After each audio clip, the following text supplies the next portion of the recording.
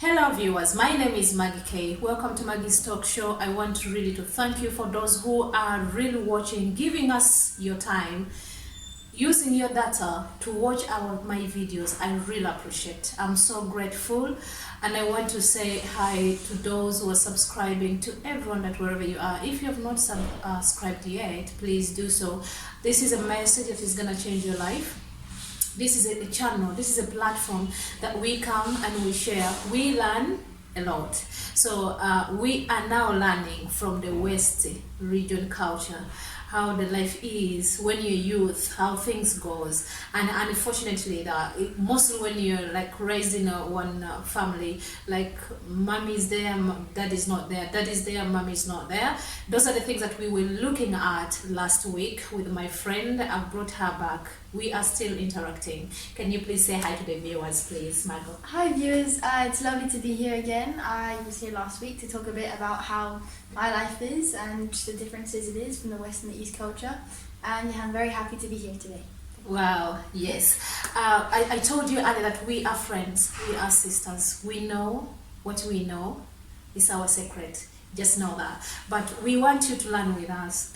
How does the Western culture different from African culture?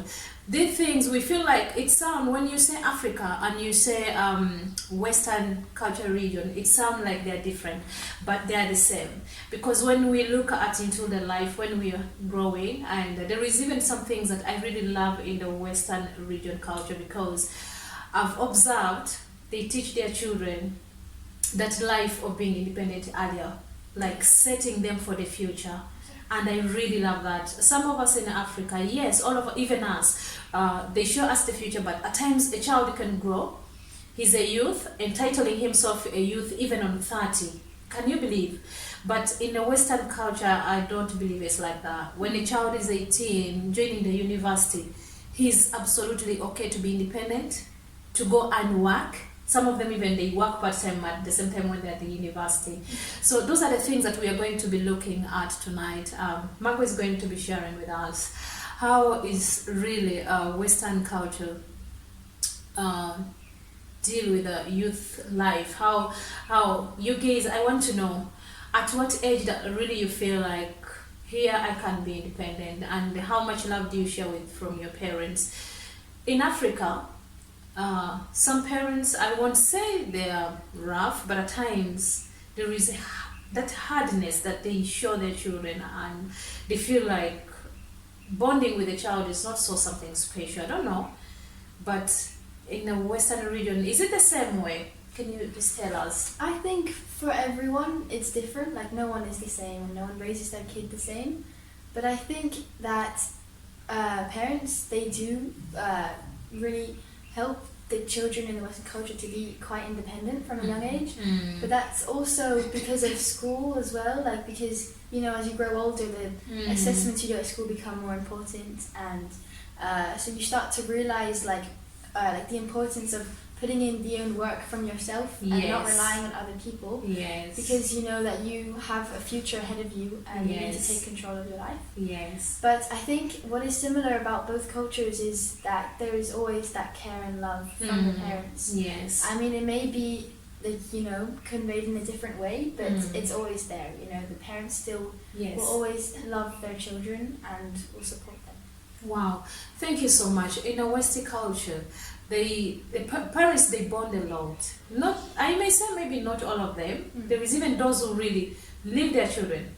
Yeah. And I think most of the time they leave their children with the nannies and they don't connect so much. But connecting with your child is so important. And even in the African culture, some parents, they don't take it as something big. And that's why at times we face a roughness because I'm born of Africa, I know, and then at times our parents, they tend to be so rough towards us, which is not in a Western region, right? Because these are the things that I want you, Margot, to share with us. Now, like you're becoming a youth, and let me say you're youth, and a girl who is a girl, you don't have mommy, that because when we are girls, we really want mommy so much to bond with them, but they're not there. But I see you as a perfect girl in everything that you do, in the love you have for others. You know, you're like a child that really, you were raised with a mom, because most of the time it's moms to raise the children. Dad are there, but the biggest work for dad is to go and work and bring money at home and take care of. So I want us to share, because how your life became easy, and after your dad remarrying and everything and all that, how did it work out? Well, I think when we lived with my mum and when she was still here, she was like there for us and helped us with a lot of what we did. So because she helped us so much, we relied on her a lot. And obviously, being a kid, that's not a bad thing. Like, you need your parents to help you and like guide you throughout different situations. Yes. But I think because of that care and like affection she had towards us, like that, you know, so much of it. After like then moving in with my dad, not that it was less, but because he had to work a lot more, he was a bit less present in our lives, and so. At first it was quite challenging because we had to try and learn to become independent after, you know, relying on my mum so much. But she herself was a very independent person and relied on no one but herself. So I think we like as kids, we really absorbed like well, for me particularly, I really, like, you know, she was my role model and everything. So I like absorbed everything she was as a person, and like I take that on for myself. And so seeing like that inspiration for me, like pushed me to become more independent, and then also relying less on other people. But still knowing that like my siblings, my family, you, my friends, they're there, and they always will be there. Wow, that's so amazing. And you know, in Africa we have a challenge that at times when a child loses the parent or one parent, and let's assume the mom is gone, and then the father gets another woman, it's quite a biggest problem that the Africa is facing. Some of moms are not so kind enough. They turn so rough, and these children really, they go through fire. A lot of things that it makes their minds to be traumatized. They are not kind enough, but they at times they forget that these children, it wasn't their wish to lose their parent or to lose one parent, and it wasn't, in this world no one wished to lose a mom or dad. All of us, our hope is to be raised up with our two biological children. But for those, I want to speak to stepmoms and stepdads. As I said in the first video, this is the biggest blessing. Margot, she has a godmother. She has been there for her. She has me, but I would say really I'm not nothing. I'm nothing, and I would say I'm not anything.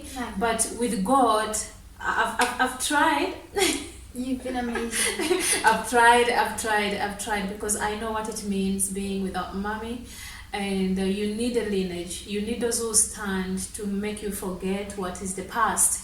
And that's why I'm passing this message to the moms outside there. Even your own child, don't be rude. Your own child, your biological child. I always say bond with your child and love them. They'll never hide anything from you. She's today she's an independent girl. The brother is already at the university, but he's strong where he is because they were given a foundation, right? Our content say that youth is a sacred treasure. It tells the foundation you are laid for, and it determines your future life. Today, your big brother is managing life because he was given a foundation, and you had bonded with the mom and you and the father, you know. So so how has been the experience to have dad as he being like? You feel now you're okay, everything is being in the place like before? Well, obviously it was a very, very long journey, you know, and there was many ups and downs, and at first it was a bit difficult, like it was quite challenging, because having a parent, you know, my mum being there like 24/7 all the time, to my dad, who still cares about us like with all his heart, but had to work a lot more, so like we didn't see him as much. That was quite difficult, like that absence of a parent, you know, just wanting to come home and have a nice conversation. But but over the few years, I think from both of us, from me, my brothers, and to my dad, like we all realized that connection and that bond between a child and a parent is so important. Wow. And we can't afford to lose it. So we all put in like a massive amount of effort, and now it's a lot better. We've connected and, you know, shown our love for Wow, that's so. Do you mind if you mention his name? I want to thank him so highly. He's called Caleb. Yeah. We want to thank Mr. Caleb in this video. Thank you for loving your children.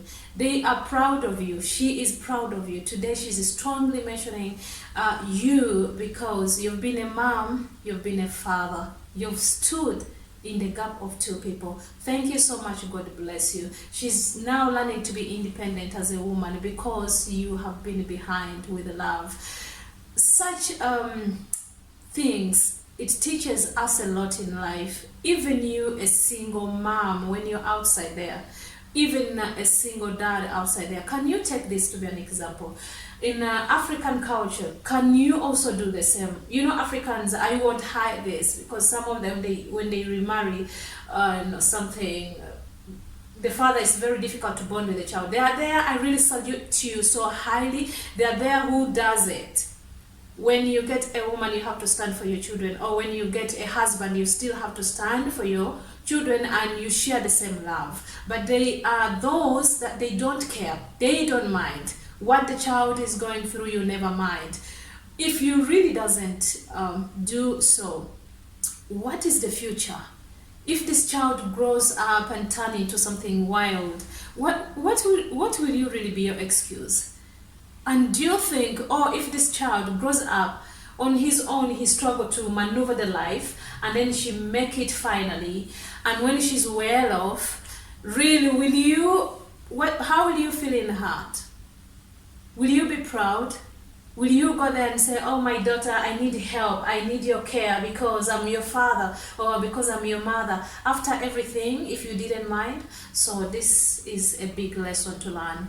Please, always be there for your children. And Margot is going to tell us now the good life she's having. At least it's not so smooth. She still has have a long journey to go. She's so young adult.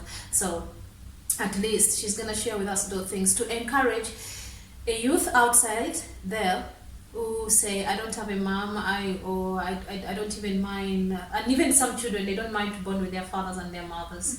So you need that time, like, you know, to know who is your dad and who is your mom. Or if you have two parents, still you need to sit with all of them, both, and know what do they want, what they are, you know. So before we finalize this show tonight, she is going to tell us, there is something I want to know.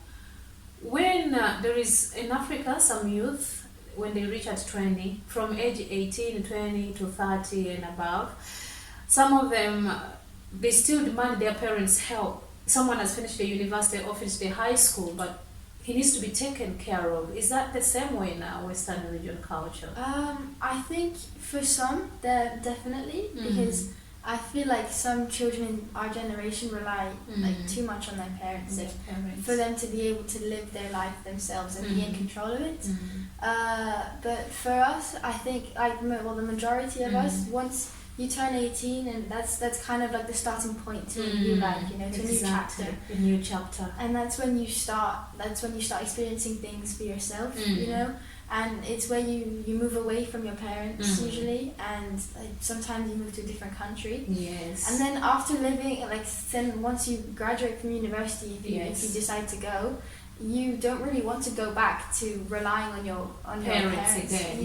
You feel happy with yourself, you know, knowing that you can take charge of your own life. Yes. And so I think the majority of people, like now, I mean this goes for everyone, is that once they felt what it feels like to be in control of your life, they don't want to go back to relying on their parents. Wow, that's amazing. Yeah. So I want to encourage every youth outside there, when you turn 18, when you finish the university, grow with the knowledge. Don't leave the knowledge down. Grow when you're impacted with the knowledge. Please don't, even if there is everything in the house, but learn to work on your own. I think these people, that's why really at times we say, oh, they're successful. Their children, the parents work for them. Yes, I agree. But when they turn 18, as she said, they go to university. The child is dreaming work. Even if she may become a life coach, as in, or food supplement, or presentation, or swimmer coach, or anyone, or a tennis teacher. But for us, Africa, someone is just concentrating on school. You're in university, but you want even food for lunch, your parent to be provided. That's really ridiculous. So as we know that we are trying to learn and to be the perfect youth, learn to be independent in this world and know how will you be independent. It will lead you to a successful life. Margot, I want to appreciate you again for honoring my invitation again to be on this platform. I'm so grateful. I love you so dearly, and we shall always be together. Thank you, Can you say bye to the viewers and to everyone you want to say? Thank you. Thank you again for listening, and I'm more than happy to share my story with everyone else. And thank you, Maggie. Wow. I love this to you and to everyone. Thank you so much. Thank you so much. I'm so grateful. I'm so happy to have her. We are bringing more people. We are sharing more people. We want to hear your comment. Just go in our inbox and let's hear your comment. Let's hear what are you telling us. And if you have a child and you don't know that child, you're a parent but you don't know, please, you can inbox me. I believe in speaking to a child and changing that child. Even if he's 20, 25, 18, 30, I believe in speaking with that child and changing her or his mentality. We want to end here tonight's show. I love you so dearly. All my viewers, those who are subscribing, don't forget, just go to Maggie's Talk Show, subscribe it, and don't remember to click on the bell button to get more new uploaded videos. We love you so dearly. Stay blessed until next time. Bye bye. Goodbye. Bye bye.